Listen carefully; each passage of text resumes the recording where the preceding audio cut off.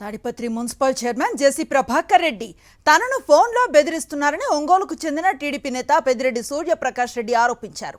ఒంగోలులో ఓ స్థలం విషయంలో జేసీ ప్రభాకర్ రెడ్డి తనకు ఫోన్ చేసి ఇష్టానుసారం బండ బూతులు తిడుతూ తన మనుషులు వస్తారు, స్థలాన్ని అప్పగించు, లేదంటే నిన్నెత్తుకొచ్చేస్తారంటూ తనను బెదిరించాడని చెప్పారు.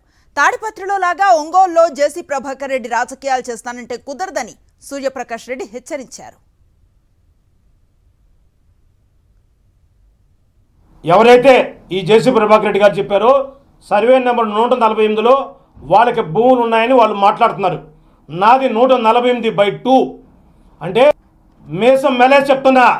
ఒంగోలు ప్రాపర్టీలో నువ్వు ఏలు పెట్టావంటే నువ్వు అనుకుంటున్నా ఒకటి చట్టపరంగా నిన్ను అన్ని విధాలుగా ఎదుర్కొంటా. ఏం మాట్లాడుతున్నావు? బెదిరిస్తావా? మరి మా ఇంటి ముందుకు 11 గంటలకు వస్తా అని చెప్పి ఉండమని బెదిరిస్తారా? ఏం మీరు మీ ఉడుతూపులకి ఎవడు భయపడేవాడు లేడు. ముఖ్యమంత్రి గారి గౌరవ ముఖ్యమంత్రి గారికి నారా చంద్రబాబు నాయుడు గారికి నీ మీద కంప్లైంట్ చేస్తా.